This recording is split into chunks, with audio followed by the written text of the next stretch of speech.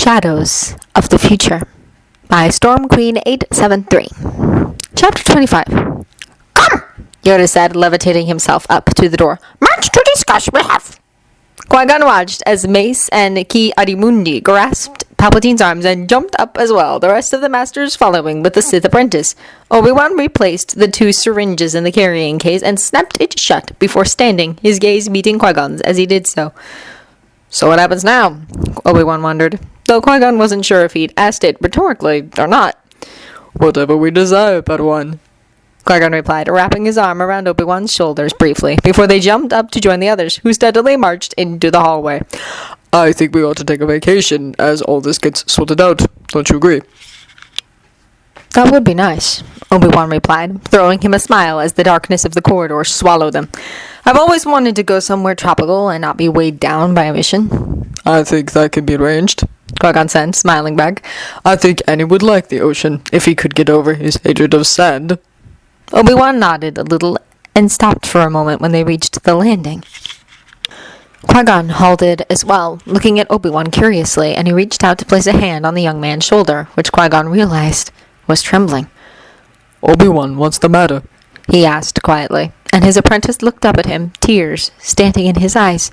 Before Qui-Gon could express the alarm that rose in him, Obi-Wan hugged him tightly, and Qui-Gon was floored by the sheer strength of the happiness and relief that barreled through the bond. It's going to be different, Obi-Wan whispered. It's going to be so different. Yes, Qui-Gon replied, returning the embrace and smiling gently. Yes, my dear Padawan. It will be for the better. You'll see. We'll do everything we can to prevent such a horrible future from ever occurring. Even if it might make things worse, Obi-Wan whispered as he drew away, and Qui-Gon clasped his shoulders, forcing Obi-Wan to look him in the eye. The galaxy fell apart around you, Obi-Wan, he replied, wiping at the tears trickling down his apprentice's cheeks. I don't think it can get much worse than that. And now it'll have to, just to spite us, Obi-Wan joked weakly, and Qui-Gon chuckled before throwing an arm around his apprentice. They moved down the hallway again, side by side. They reached the hangar quickly, noticing that the doors were opened to the outside, and local security had arrived to help the Jedi in any way they could. Mace spoke to one of them as they escorted Palpatine and his apprentice into a waiting speeder, one designed for the transport of prisoners. You see, Padawan, everything is going to be fine, Qui-Gon said as a happy cry echoed through the hangar. Anakin came racing forward, his arms flung wide as he prepared to leap towards them. Qui-Gon, Obi-Wan! He exclaimed, and Obi-Wan dropped to his knees to capture the boy in a bone-crushing hug. I was so scared, came Anakin's muffled voice, his face pressed against Obi-Wan's tunic, who squeezed his eyes shut. I know, Obi-Wan whispered in response, his arms tightening around the boy. But everything's fine. Both Qui-Gon and I are fine. A soft sniffle answered him, and Anakin pulled away slightly so he could wipe at his eyes. Qui-Gon watched Obi-Wan smile gently, and he reached up, helping wipe away the tears that escaped down the boy's flushed cheeks. Anakin smiled then and leaned forward to press his forehead to Obi-Wan's briefly, the two shutting their eyes. Qui-Gon felt their bond sing with their joy, and he knelt then, smiling at the tender scene. He was hesitant to intrude, but both Obi-Wan and Anakin opened their eyes to smile at him. Qui-Gon barely caught the boy when he released Obi-Wan and threw himself at the other Jedi. See? Obi-Wan said as Anakin clung to Qui-Gon. We're both alright. I knew you were alright because I could feel you. But when you didn't appear with the others, I couldn't help but worried. But Queen Amidala said not to me because you guys are Jedi, and if the other masters didn't call for medical aid, then there was nothing to worry about. Anakin said, words pouring out of him. The last thing I remember was watching Palpatine fly towards you, and when I woke up back in the hangar, I was afraid he'd been killed. I couldn't sense you then because the shield was still up, and Queen Amidala threatened to tie me down because I wanted to race back to make sure you were alright. He finally stopped to draw a deep breath when Obi-Wan placed a hand on his shoulder. We're fine, Annie, Obi-Wan said, his amusement broadcasting easily, and he glanced at Qui-Gon briefly. I need to talk to Queen Amidala for a moment. Would you mind watching over Qui-Gon for me? He was beside himself with worry the entire time, and now won't leave my side. Sure, Anakin said, grinning as Qui-Gon tugged on Obi-Wan's braid sharply in retaliation to the sally. What do you need to talk to the Queen about? I'm afraid it's a secret, Annie. Obi-Wan replied, tapping a finger against Anakin's nose playfully, who scrunched his face in response. One that I'll tell you later, if at all. Not fair! Anakin pouted, but grinned when Obi-Wan ruffled his hair affectionately and stood heading towards the Naboo Queen.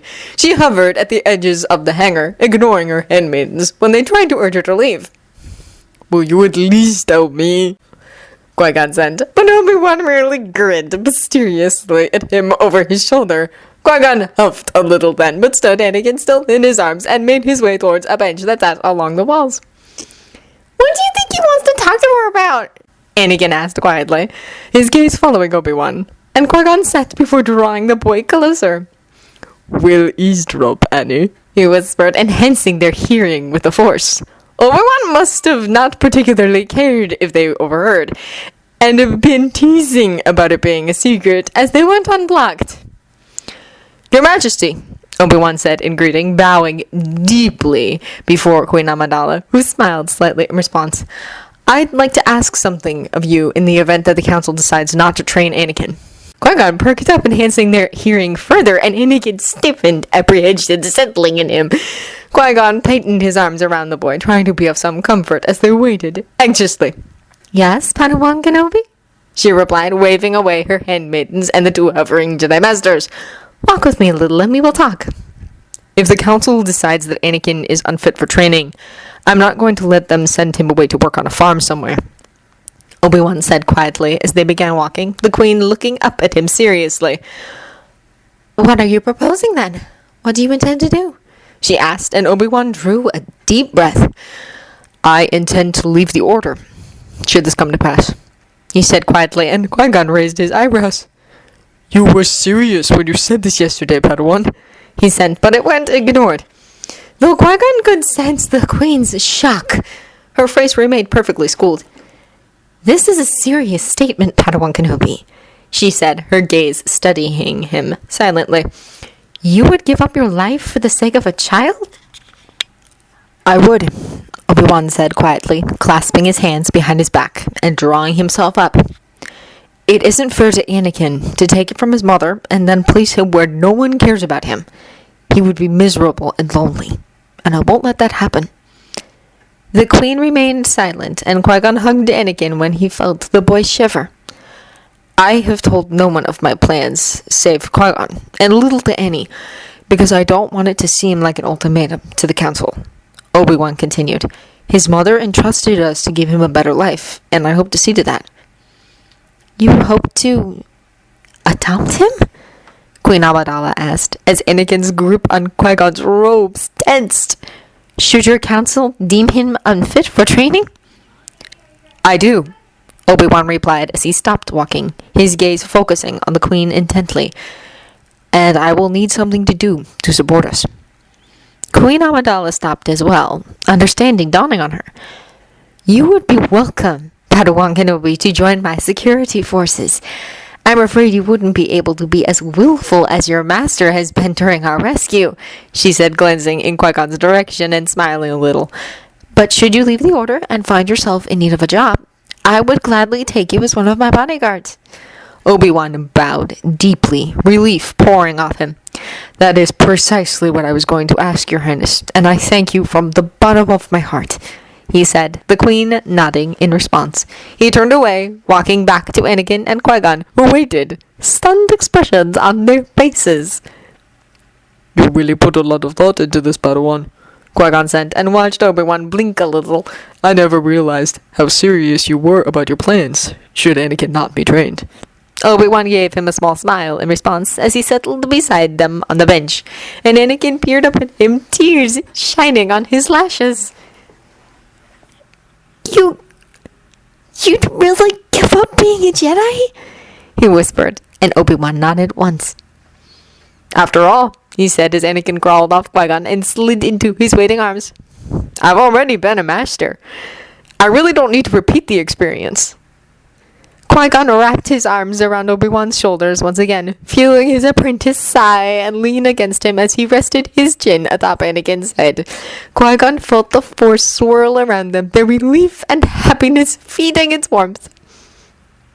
I was serious too, Padawan, he said, feeling Obi-Wan perk up a little. You probably don't remember it, but I said I'd go with you. The Jedi may be my life, but if I can't convince the Council to train him, he deserves better than life as a farmer. Obi-Wan didn't respond for a moment, though his head came to rest against Qui-Gon's shoulder, and Qui-Gon sensed him debating with himself until he spoke. You should be the one to train him, Master. If the Council refuses to make you his teacher, because I am still your Padawan, I would leave. Qui-Gon stiffened, his grip tightening on his apprentice. It won't come to that, Obi-Wan. I won't lose you, just so I can train another student. He watched Obi-Wan shut his eyes, swallowing loudly, and Qui-Gon sensed the sudden relief pouring through their bond. Besides, Obi-Wan, he said, resting his head against his Padawan's, you should be the one to train him, considering that you know his quirks far better than I ever could. Obi-Wan stiffened at that, but relaxed as something occurred to him. I wonder if they'd let us train him together. Qui-Gon raised an eyebrow at that, considering the idea. It hadn't really been done before, only assigning 2 masters to a Padawan if one master was particularly old. However, he reasoned the temple had never seen a force sensitive as strong as Anakin. Perhaps things did need to be changed a little, to better suit the different situation. An image flashed before him then, one of himself in civilian clothes, his hair drawn back out of his face. He carried a bag full of food as he walked down a crowded street of vendors, the energetic buzz of the marketplace reaching his ears. It was a warm, beautiful day, with the sun shining brightly in the clear blue sky, a gentle breeze bringing all sorts of delicious smells to his nose, and his stomach grumbled slightly. He saw Obi-Wan then, walking beside him. His apprentice was dressed similarly, though the braid gone and the hair slowly rid itself of the Padawan gut. He carried a bag of his own with one hand, while the other had a hold of Anakin, who looked slightly taller as he walked between them. Do you think my mom will have lunch ready for us when we get back? Anakin asked. Annie, Obi-Wan replied, quirking an eyebrow. Doesn't she need food to cook with first? And, Qui-Gon added, grinning down at the boy, I seem to recall that someone ate the last of ours without bothering to tell anyone. Qui-Gon shut his eyes as the image faded, leaning back against the wall behind him and reveling in the warmth of the Force. He sensed that Obi-Wan had drifted to sleep, finally letting himself recover after such a draining set of battles, and his arm tightened around his Padawan. Hey, Qui-Gon? Anakin whispered, peering up at him despite being tucked into Obi-Wan's embrace. What's going to happen now? Qui-Gon smiled gently. First, we've got to straighten things up at the council, and then I was thinking we'd go somewhere, just the 3 of us. What would you say to a trip to the ocean, Annie? I know you don't like sand, but I think you could get over that if you wanted to. Anakin thought for a moment. I think that'd be fun. But are Jedi allowed to take vacations? Qui-Gon's smile widened into a grin. Technically, no. But tell me, how good are your splicing skills? Obi-Wan resisted the urge to shift from foot to foot like some kind of nervous initiate. He certainly felt like one, however, standing in the middle of the council chambers with all of his shields and blacks lowered. It was almost like being naked in a strange sort of way, and having learned their lesson with Anakin, the council had brought in a Jedi trained in mind probes to properly evaluate Obi-Wan's claim that he was in fact a 38-year-old Jedi Master. So far he hadn't noticed anything, save the strange urge to itch the back of his head, and the council was deep in meditation, absorbing everything the Jedi doing the scan saw. He wouldn't see any of their reactions until it was finished, which hopefully would be soon. After a few minutes of fighting the desire to move a little, the entire council opened their eyes, their expressions decidedly stunned. Qui-Gon looked more horrified than the rest, and Mace looked sick to his stomach. Inconceivable, one whispered. Impossible, another muttered.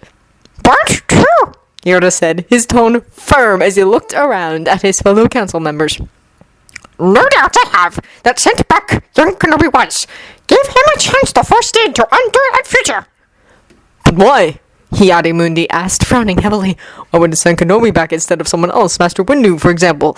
And how are we to know that he hasn't pulled a worse future into place through his actions? Obi-Wan wanted to ask the question Qui-Gon had posed to him about how things could get much worse than watching the galaxy fall under control of the Sith, but kept his mouth shut. After all, he supposed a bit bitterly, Ki-Adi-Mundi could be right, and the entire galaxy could be destroyed all because he'd taken Palpatine from power. None of us understand the ways of the Force or why it would send Kenobi back instead of one of us, Adi Gallia was saying, her blue eyes piercing Obi-Wan, curiously. Perhaps this was meant to teach us a lesson, to show us what can happen if we slip into complacency. Or perhaps it was because the Force is forgiving and understands how much Kenobi lost.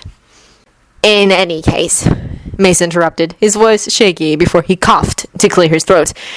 This has given us much to discuss. Not only is half the Senate demanding that Palpatine be tried in the standard courts, but we have to decide whether or not young Skywalker is to be trained. We can't train him!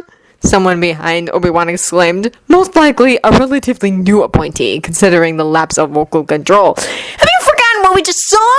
What's to stop this boy from becoming that monster all over again? We cannot judge him based on these memories. Master to Obi-Wan's right said, we can only judge him based upon what we gleaned from him at the time of his interview. To do so otherwise would be unfair. Obi-Wan cleared his throat a little, drawing their attention. Masters, if I may add something, he asked, trying to sound properly respectful, and Mace gave a small gesture with his hand indicating for him to speak. Obi-Wan drew a deep breath before beginning, trying to piece together exactly what he wanted to say. I feel the Anakin I trained is a completely different person from the Anakin you interviewed. Yes, he is capable of anger, as I'm sure you all saw, but he is happier than the Anakin I remember. And please consider that the Anakin I knew was thrown into a rather unfriendly world when Master Qui-Gon was killed. I certainly didn't help things through my initial coldness towards him. Mace narrowed his gaze slightly, leaning back in his chair. You sound as though you understand why your apprentice turned. Obi-Wan shook his head, shutting his eyes for a moment. I will never understand why Anakin chose the dark side. I do suppose, though, that in his desire to find support, he turned to Palpatine to fill his need for carrying parental figure. I know the Order frowns on attachment, but what is the Master-Padawan bond? Masters and their apprentices become like family, he said, glancing around from master to master, all of whom considered him with a mixture of curiosity and amazement.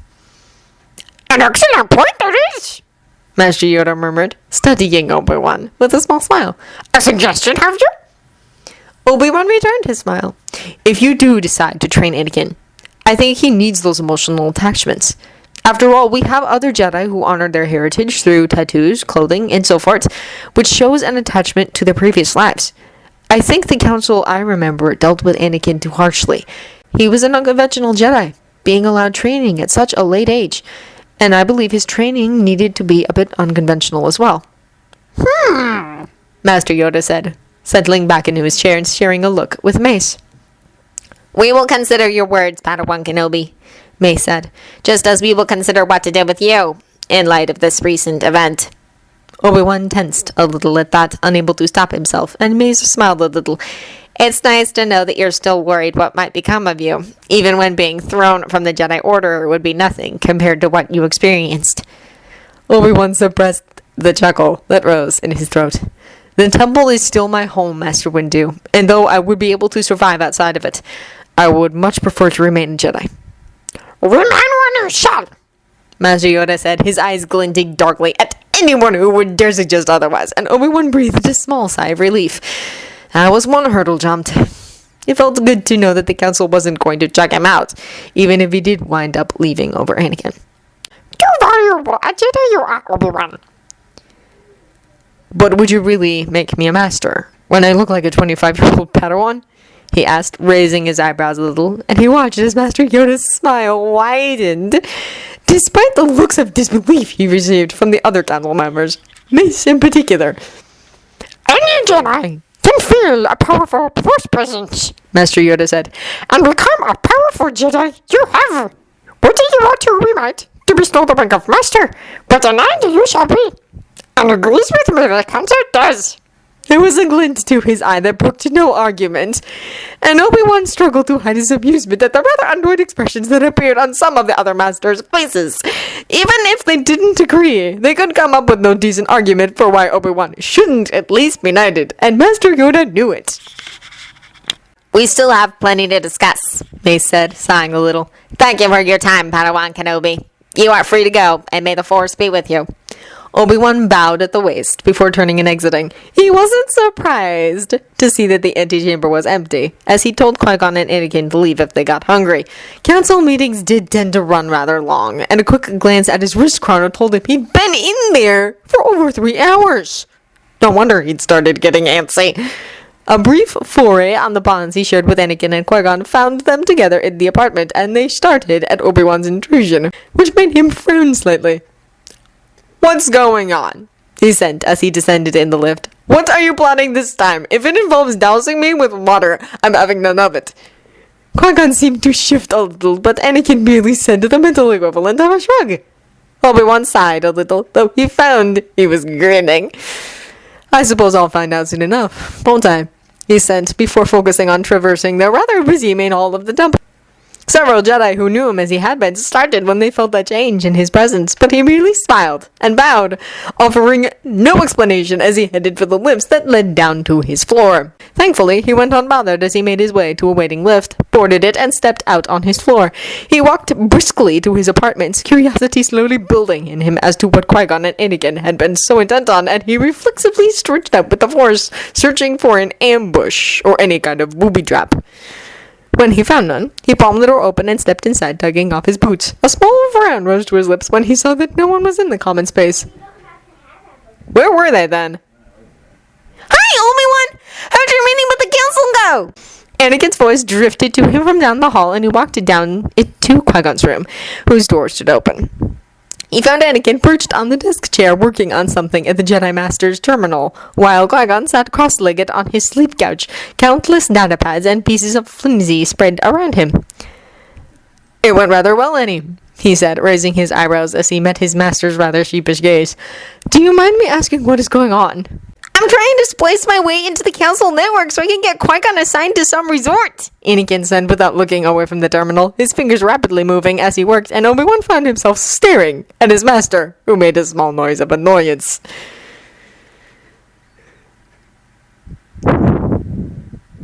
"Can't we just request some time off?" he asked, watching as Qui-Gon made a face. "Or would that take too long?" "That, and we've already used our allotment for the month," Qui-Gon said before turning his attention to the datapad in his hand. "But getting into the program the Council uses to assign Masters missions is proving more difficult than I thought." "Did you think it wouldn't be?"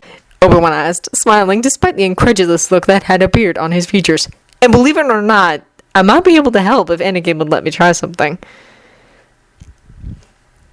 Both his master and the boy looked up at him in surprise, and Anakin gladly hopped from the chair to allow Obi-Wan access to the terminal. He settled himself, ignoring the way Qui-Gon and Anakin hovered around him, curiously peering over his shoulder, and he began to type. "What are you doing, Padawan?" Qui-Gon said, along with a confused frown. "You forgot I was on the council, Master," he replied, unable to stop the grin when the very program they were trying to splice into appeared on the screen, and both of them gasped. It's good to know that the general codes haven't changed, though you'd think they'd have them altered regularly. "Wizard!" Anakin whispered, both his and Qui-Gon's eyes wide as saucers.